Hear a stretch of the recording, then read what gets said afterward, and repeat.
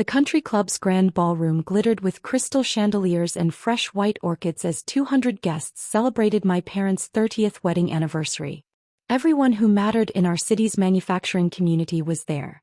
CEOs, investors, city councilmen, and the kind of established families that shaped industry policy over cocktails and charity auctions. I stood near the bar in my conservative navy dress, nursing a club soda while my family performed their usual symphony of success. My father, James Harrison, commanded the center of attention near the dance floor, his booming laugh echoing through the room as he shared war stories from 3 decades of building Harrison Industries into the region's premier steel fabrication company. My mother, Patricia, glowed beside him in her designer gown, the perfect executive wife who had supported his rise while raising 2 children and managing their extensive social obligations. My older brother Michael held court near the champagne fountain, regaling potential clients with stories of his recent promotion to Vice President of Operations at Harrison Industries. At 28, he was already being groomed to take over the family business, the golden son who had earned his MBA and proven himself worthy of the Harrison legacy. Meanwhile, I occupied my traditional role at family gatherings, the disappointing daughter who was supposed to blend into the wallpaper and avoid drawing attention to her failures. The irony wasn't lost on me. Earlier that afternoon, while my family was preparing for their anniversary celebration, I had been in a boardroom finalizing the acquisition that would make Phoenix Steel Technologies the largest steel fabrication company in the Southwest. The $847 million deal had taken 18 months to negotiate, but it positioned Phoenix as Harrison Industries' primary competitor in every major market segment. Dad had no idea his embarrassing daughter had just built the company that would challenge everything he'd spent 30 years creating. But tonight wasn't about corporate strategy or market domination or the $2.1 billion industrial empire I'd assembled while everyone thought I was failing at life. Tonight was about celebrating James and Patricia Harrison, the power couple who had built their success through hard work, strategic thinking, and raising children who understood the value of legacy. Well, one of them anyway. Ladies and gentlemen, the event coordinator's voice echoed through the ballroom. Please welcome our guests of honor, James and Patricia Harrison. Applause filled the room as my parents took the stage, both radiating the confidence that comes from 30 years of shared achievements. Dad looked distinguished in his custom tuxedo, every inch the respected industry leader who had transformed a small machine shop into a $400 million corporation. Mom was elegant in her silver gown, the quintessential executive wife who had managed their social climbing while maintaining the family image. Thank you all for being here tonight, Dad began, his voice carrying easily through the room with the authority of someone accustomed to commanding attention. 30 years ago, Patricia and I promised to build something beautiful together. Looking around this room tonight, seeing all of you, our friends, our colleagues, our family, I think we've succeeded beyond our wildest dreams. More applause. More validation of the Harrison success story. We've built a business that employs over 2,000 people, Dad continued, building momentum. We've contributed to this community, supported local charities, helped shape the future of American manufacturing.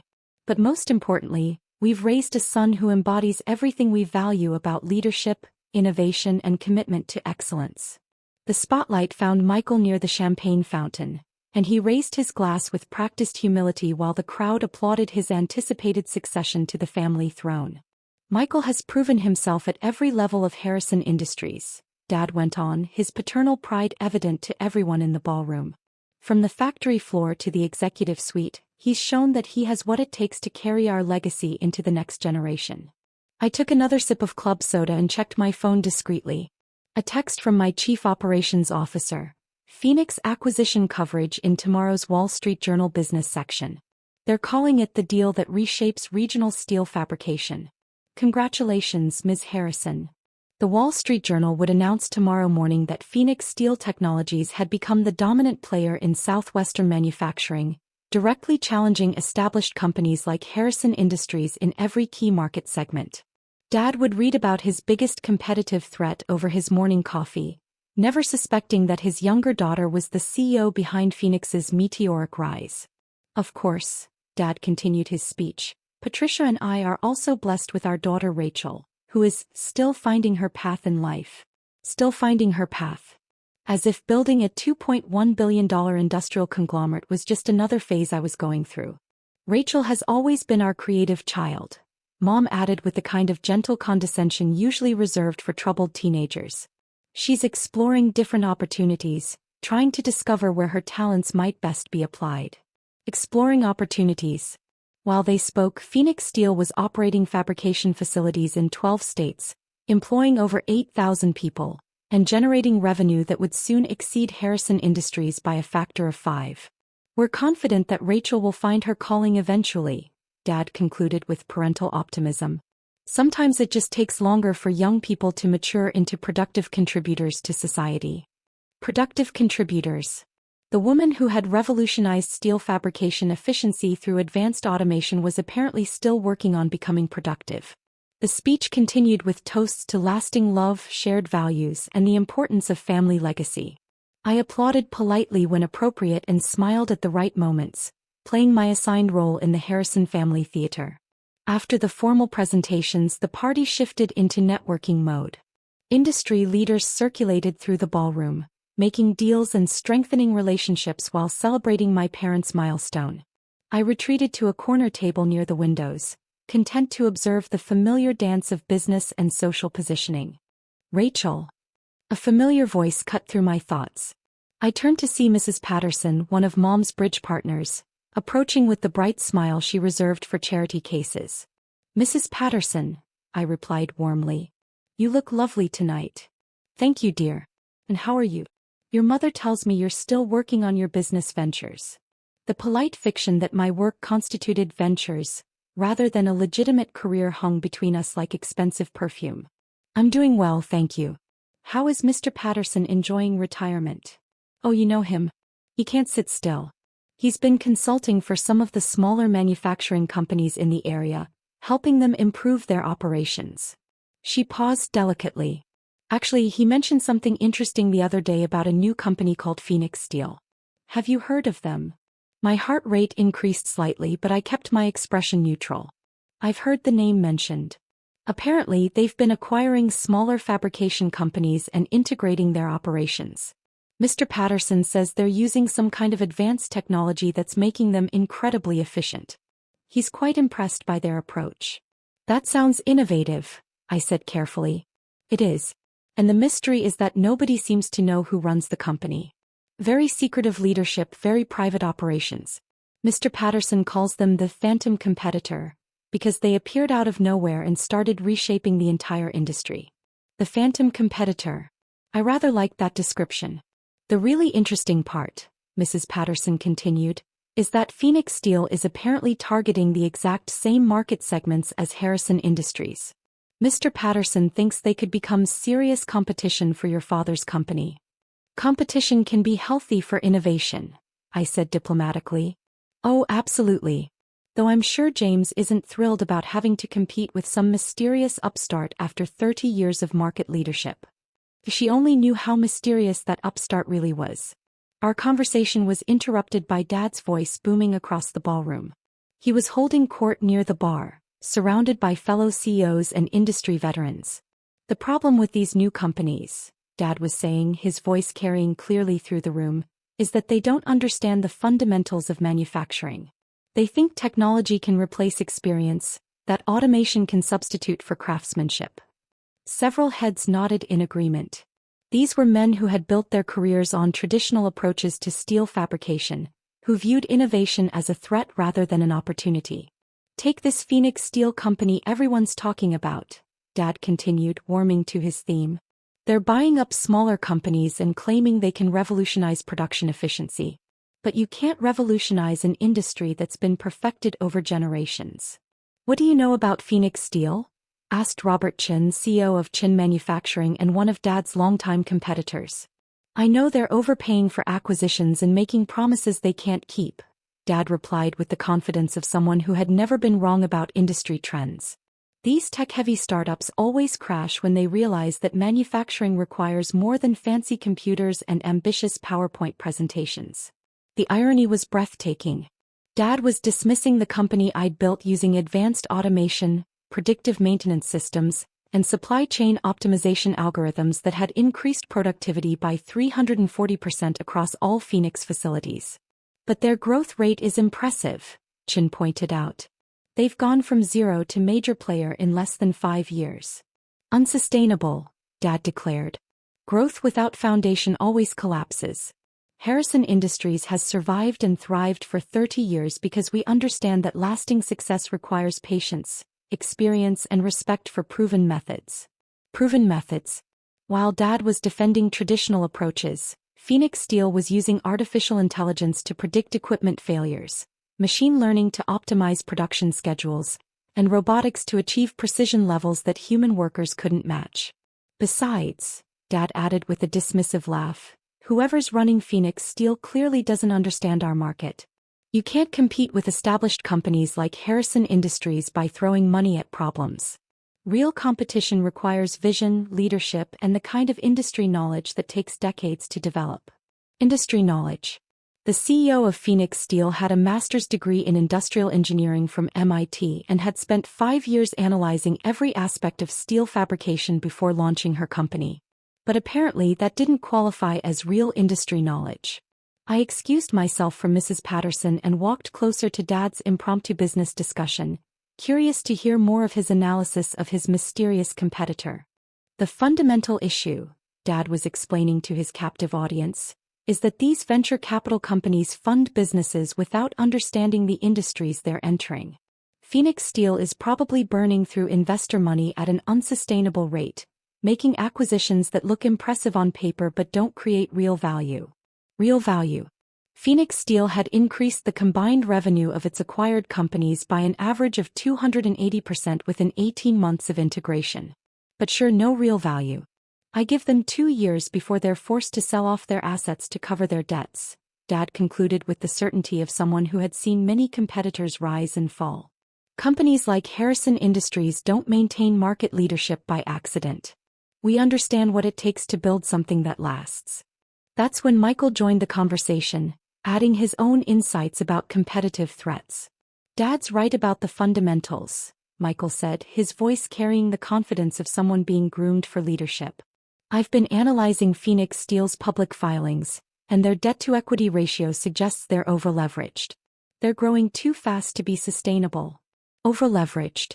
Phoenix Steel maintained a conservative debt-to-equity ratio of 0.3, well below industry standards, because I believed in growth through retained earnings rather than excessive borrowing. Plus, Michael continued, their employee retention rates must be terrible.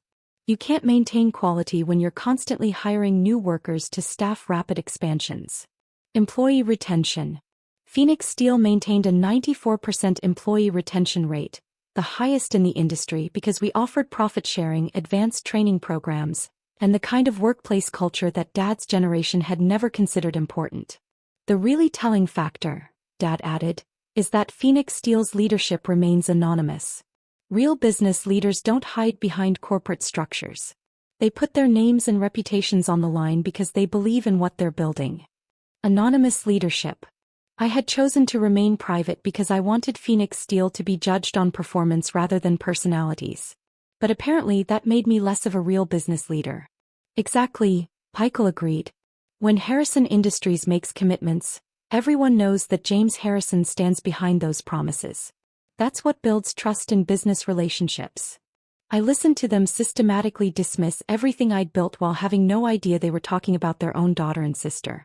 The phantom competitor they were so confident would fail was standing 3 feet away, holding a club soda and wearing a navy dress that cost less than the champagne they were drinking. Rachel, Dad's voice suddenly cut through my thoughts. He had noticed me standing near their business discussion and was regarding me with mild annoyance. What are you doing lurking over here? This is a business conversation. I was just listening, I said quietly. I find the industry analysis interesting. Dad's expression shifted to the patient disappointment he wore when dealing with my attempts to participate in serious discussions.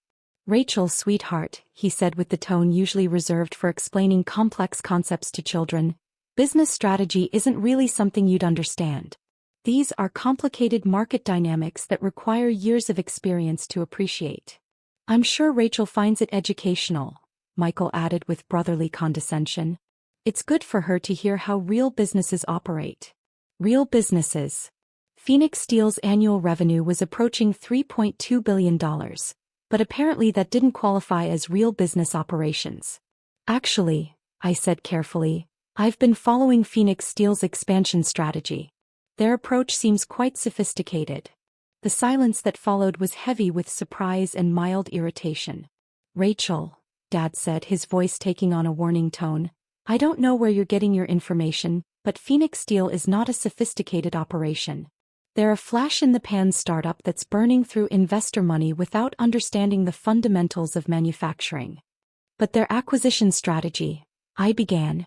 Their acquisition strategy is reckless, Dad interrupted. They're overpaying for companies and making integration promises they can't keep. Anyone with real industry experience can see that their business model is unsustainable. The dismissal was swift and absolute.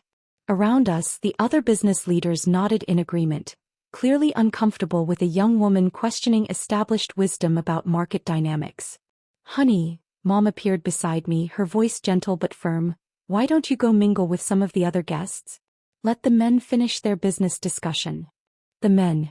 As if the CEO of the region's fastest-growing manufacturing company wasn't qualified to participate in business conversations because she happened to be female.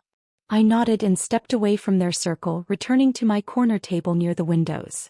The business discussion continued without me, Dad and Michael holding forth about competitive threats and market stability while the phantom competitor they were dismissing sat 20 feet away, planning tomorrow's announcement that would reshape everything they thought they knew about their industry.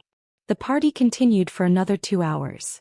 I watched from my corner as my parents accepted congratulations on their successful marriage and celebrated their achievements with friends and colleagues.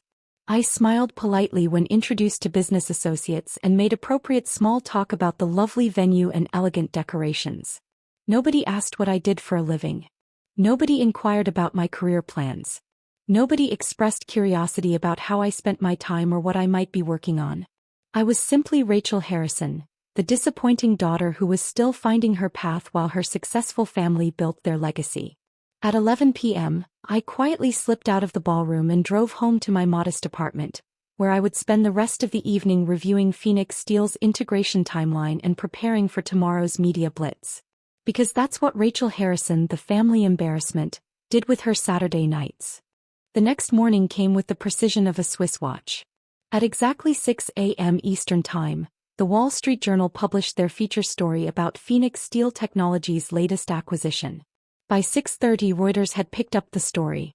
By 7 a.m., Bloomberg was running analysis pieces about the deal's impact on regional manufacturing markets. I was in my home office, monitoring the media coverage while reviewing quarterly performance reports, when my secure phone rang at 7:47 a.m. Ms. Harrison, my assistant's voice came through clearly. I have James Harrison on line 1. He says he's your father and demands to speak with you immediately about the Phoenix Steel situation. I smiled and leaned back in my desk chair. Put him through. The line clicked and suddenly Dad's voice filled my office, tight with panic and confusion. Rachel? Rachel, are you there? Good morning, Dad. How did you sleep? How did I sleep? Rachel, I need you to listen to me very carefully. There's been a development in the manufacturing sector that could affect...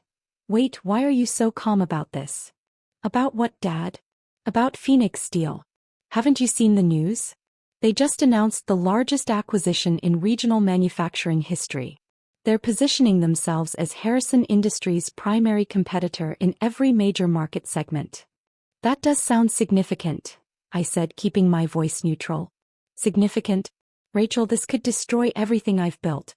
30 years of market leadership, and now some phantom competitor appears out of nowhere with unlimited capital and aggressive expansion plans. Phantom competitor. Mrs. Patterson's husband had chosen his words well. But Dad, I said gently, didn't you say last night that Phoenix Steel would fail within 2 years? That they didn't understand the fundamentals of manufacturing. Last night I didn't know they had this kind of financial backing. According to the Wall Street Journal, they just paid $847 million in cash for their latest acquisition. Hush, Rachel. That's not venture capital money, that's the kind of capital that comes from established success. Established success. Like building a company from nothing into a $2.1 billion industrial empire in less than 5 years. The really concerning part, Dad continued, his voice rising with stress, is that nobody knows who's running Phoenix Steel. The CEO remains anonymous, the board of directors is private, the ownership structure is hidden behind holding companies. How do you compete against an enemy you can't identify? Maybe, I suggested carefully, the identity of Phoenix Steel's leadership isn't as important as understanding their business strategy. Their business strategy is to destroy Harrison Industries. Dad exploded. According to this Bloomberg analysis, Phoenix Steel is targeting every market segment we dominate. They're using advanced automation to undercut our pricing while maintaining higher quality standards. They're poaching our clients with promises of faster turnaround times and better customer service. All true. Phoenix Steel's advanced manufacturing systems could produce higher quality products in less time at lower cost than traditional fabrication methods. It was exactly the kind of technological disruption Dad had dismissed as impossible. But surely Harrison Industries can adapt, I said. You have 30 years of experience and established client relationships. Experience doesn't matter when your competitor can produce better results at lower prices. Rachel, I may have to lay off workers, close facilities, completely restructure our operations just to survive. The panic in his voice was genuine and heartbreaking. This was my father, the man who had built his life around industrial success, suddenly facing the possibility that everything he'd worked for might become obsolete. Dad, I said softly, what if there was a way to work with Phoenix Steel instead of competing against them? Work with them? Rachel, Phoenix Steel is trying to put us out of business. Why would they want to work with Harrison Industries? Maybe because they understand that experience and innovation are stronger when they're combined. Maybe because they respect what you've built over 30 years and want to learn from your expertise. That's an interesting thought, Dad said slowly. But how would I even contact them? Their leadership is completely anonymous. I don't even know where to begin negotiations.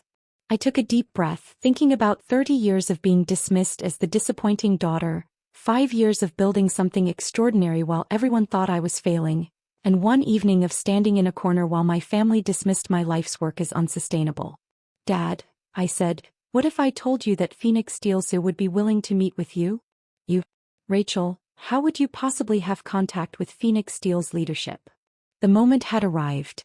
5 years of secrecy, 5 years of building something that would eventually force this conversation, 5 years of waiting for the right time to reveal who I really was.